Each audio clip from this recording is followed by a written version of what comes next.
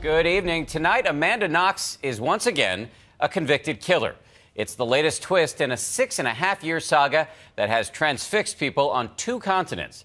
Nearly 28 months after Knox, a college student from Seattle, was acquitted of killing her roommate during a study abroad program in Italy, today an appeals court in that country ruled that she is in fact guilty and belongs back in prison. So what happens next? Here's ABC's Neil Karlinski. Amanda Knox, 24-year-old Seattle student. Amanda! In a case with more twists than a Hollywood movie, an Italian court has once again found Amanda Knox guilty of the murder of British roommate Meredith Kercher in 2007. This time it was an appeals court in Florence that, after 12 hours of deliberations, handed down the verdict. 28 years and 6 months for Knox and 25 years for her former boyfriend, Raffaele Sollecito. Neither of them were in court for the verdict. Amanda was in her hometown of Seattle, where sources tell ABC News she felt sick as the verdict was read, saying in a statement, "I am frightened and saddened by this unjust verdict. Having been found innocent before, I expected better from the Italian justice system. My family and I have suffered greatly from this wrongful persecution. This has gotten out of hand." You know, Amanda's upset. We were all just shocked and I think upset, but we're all ready to fight. Within hours of the verdict, Knox's parents sat down with us near their home in Seattle. Were you expecting this? No, I wasn't expecting this. Absolutely not. They got it right in the first appeals trial, where they found her innocent and allowed us to bring her home. They've gotten it wrong, and they continue to get it wrong. In an interview by Guardian Films broadcast by the BBC tonight, she anticipated a guilty verdict. It would feel like a train wreck. This ongoing saga, at times stranger than fiction, has unfolded over the past 6.5 years, starting when Knox came to Perugia in 2007 to study Italian. It was just weeks after her arrival that her roommate Meredith Kercher was brutally killed.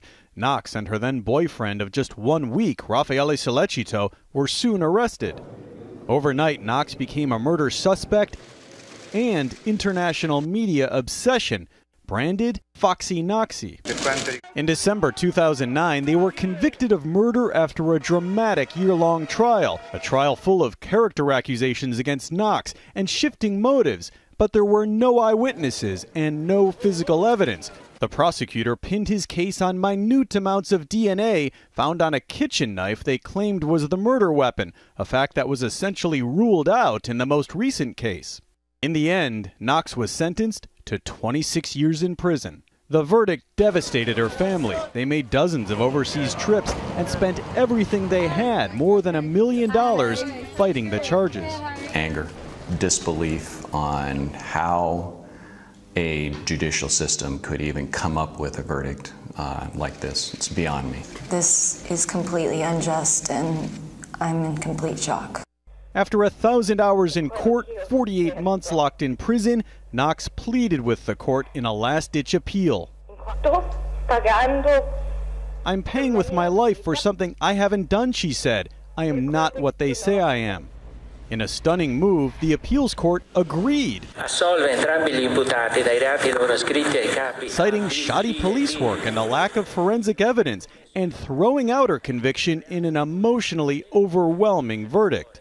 Knox was released from prison, her nightmare seemingly over. She flew back home to Seattle. What's important for me to say is just thank you to everyone who's believed in me.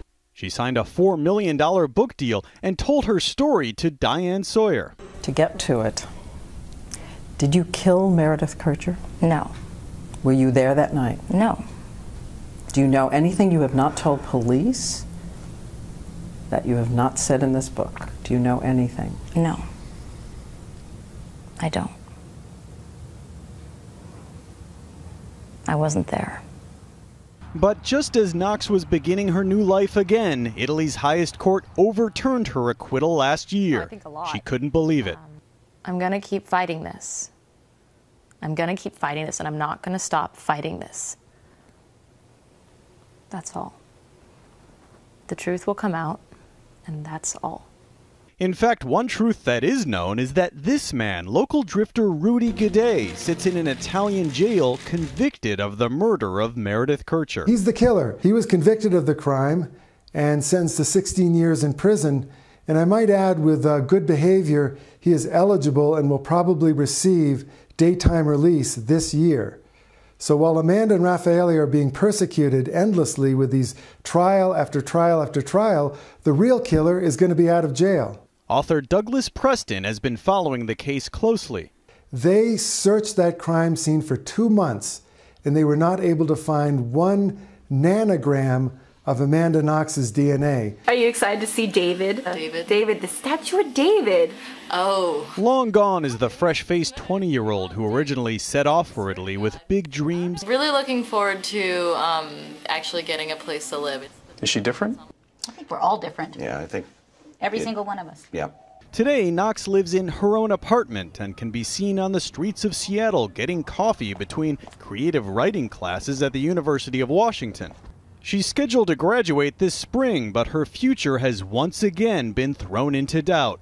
Italy, under an extradition agreement with the United States, has the right to ask for her to return in order to serve her prison sentence. But her American lawyer says it's too soon for that. The question of extradition is not yet in play because under the Italian system of justice, a person is entitled to a third level of appeal. Amanda will avail herself of that appeal, and we have to await what that final or next stage verdict will be. But even if the conviction is upheld, extraditions to Italy are very rare. In fact, more Italians are extradited to the United States than the other way around. But tonight, Amanda Knox's parents say they are dug in for a fight that will likely last years. They plan appeals beyond the Italian Supreme Court to the European Union and elsewhere. You feel like this is purely political now? Absolutely. Not based on the facts, the evidence? No, like I said, and even in closing arguments, they don't talk just about facts of the case. If they did, they would have found both Amanda and Raffaele innocent. But, you know, they talk about the need to restore the police's reputation as a reason to find people guilty. You know that they're not looking at evidence anymore. You have gone and strayed so far away from justice that that's what we experienced today with this verdict. As for Amanda, between fighting an international legal battle to clear her name, she says she wants to write a children's book. I'm Neil Karlensky for Nightline in Seattle.